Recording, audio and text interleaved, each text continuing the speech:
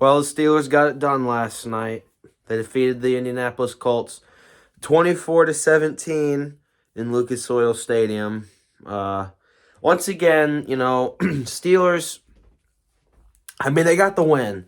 They ended up getting it done. They played an excellent first half, but then they stalled out in the third quarter. They came alive that one offensive drive in the fourth quarter where we got the touchdown and the 2-point conversion to take a 7-point lead. But this game was on this guy right here, Kenny Pickett. He won us this game. This was Pickett's best game of the season. He went 20 for 28, 174 yards. He played a great game. And he's been getting a lot better at not turning the ball over. He hasn't thrown an interception since the Eagles game, which was the week before the bye week. We're 2-1 since we came back from the bye week. We improved to 4-7. We gotta we play at Atlanta next Sunday, and we'll see if we can get the job done there. But Kenny Pickett played an amazing game, I thought. We kind of stalled out in the third quarter there. I don't know if that's just because of our terrible offensive coordinator, but despite him, we won the game. I know sometimes Matt Canada tries to lose games for us by tricking the defense all the time, which doesn't really work in the NFL. That's a college football thing, which makes sense because he was an interim head coach for Maryland back in 2018. I don't see how many of you remember that. Running game, Najee got hurt. He left the game early with an abdomen injury, which Our backup running backs really did a good job. Jaylen Warren didn't play. He was inactive in this game for an injury. But rushing, Benny Snell was our leading rusher in this one with 12 carries for 62 yards and a touchdown. Najee Harris he ran the ball 10 times for 35 yards, and he got a touchdown as well. Kenny Pickett ran it 6 times for 32 yards. Anthony McFarland Jr. ran it 6 times for 30. Gunnar Olszewski ran it once for 9 yards, and Derek Watt ran it once for 4 yards. Some highlights. Pickett was sacked 3 times So the Colts really didn't get in there a lot. A lot of times I thought Pickett had a lot of time to throw the ball, which ended up working. Receiving wise, our leading receiver was George Pickens. He had 3 catches for 57 yards. He was targeted 6 times, and I think he dropped it a couple times, but he did have some great catches in that game, and I thought Pickens had a great game. Pickens has potential to be an absolute stud of a receiver for us. Hopefully he doesn't do what it seems like all other Steelers receivers do and have a great rookie year, and then they just don't do anything. That's what happened with Juju. That's what happened with Chase Claypool. Both of them aren't even there anymore.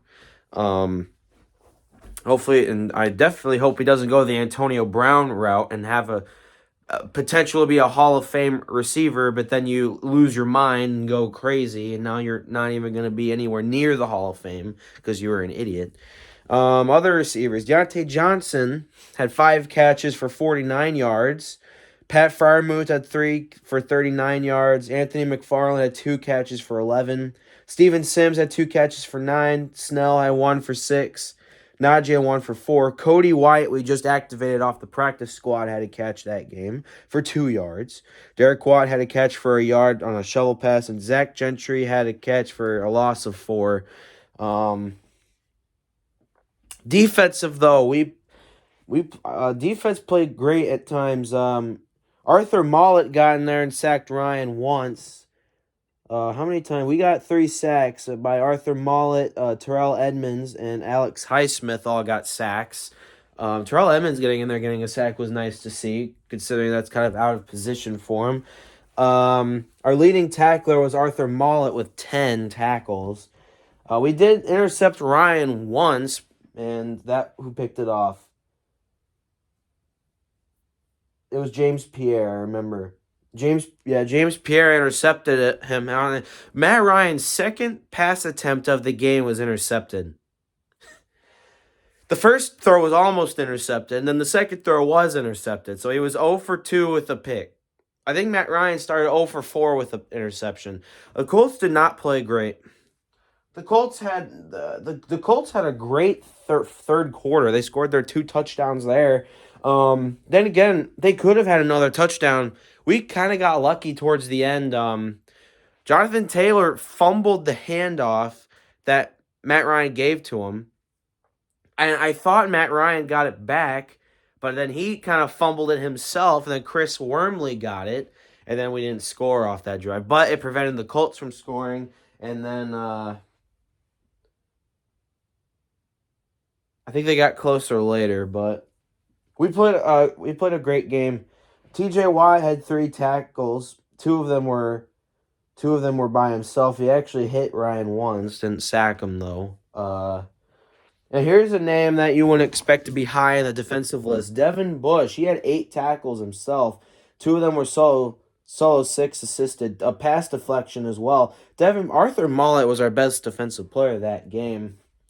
Good on him. Good on Mollett for having a great game. Let's look for the Colts stat-wise. Matt Ryan went 22 for 34 for 199 yards, a touchdown and an interception.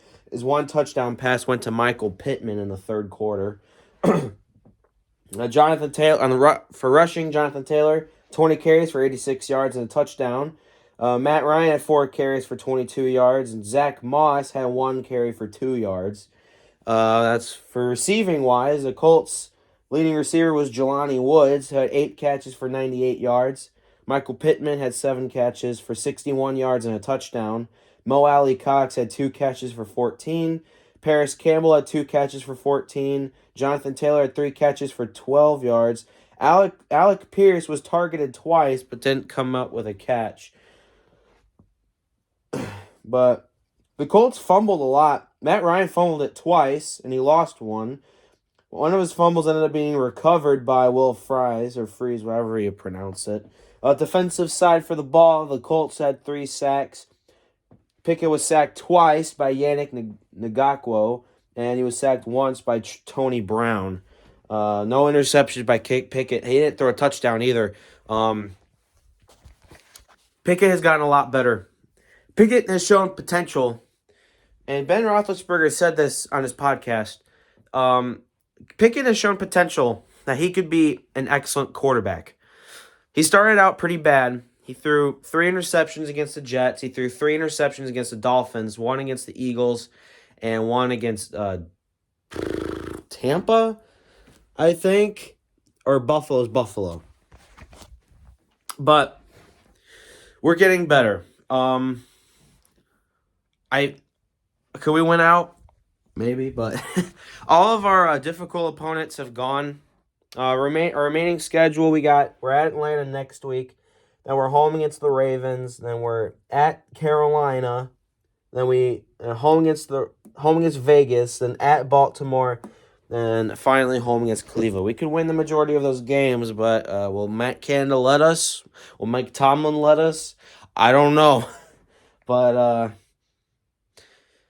and also, I just thought about this. That final drive, the Colts had terrible clock management. I don't know what Jeff Saturday was doing.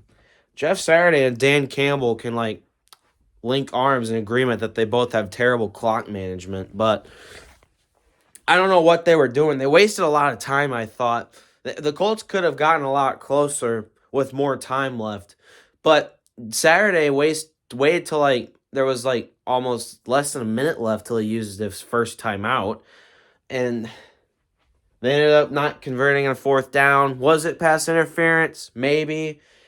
But they didn't call it, so whatever. Play better than the ref's ref. But Steelers got the job done Monday night.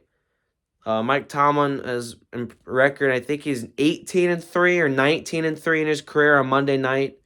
So if all of our games were on Monday night, then we have a winning record. But next week on the road again at the Falcons, that's a winnable game. 4-7 against 5-7. Steelers can win that game, and Kenny Pickett Hopefully he'll ball out like he did today. Maybe he'll get some touchdowns this time. Pickett balled out last week, but we still lost because our defense couldn't stop Burrow and the Bengals, which that's what Troy Aikman talked about in the game. He was like trying to take that win away from us back in week 1. He was like, "Oh, the Steelers, they beat the Bengals, but Joe Burrow wasn't 100% because of his appendectomy." It's like, okay, wow. They still could have won the game if Minka Fitzpatrick didn't block the PAT. So anyway, that's all for the Steelers game. We beat the Colts Monday night. The Steelers usually do really well against the Colts. They haven't lost. The Steelers have won like 8 straight games against the Colts, I think. And we always play really good on Monday night. So historically, it looked like we were going to win this game, and it did. And now we're on to Atlanta next week, and we'll see what happens. And have a great rest of your day.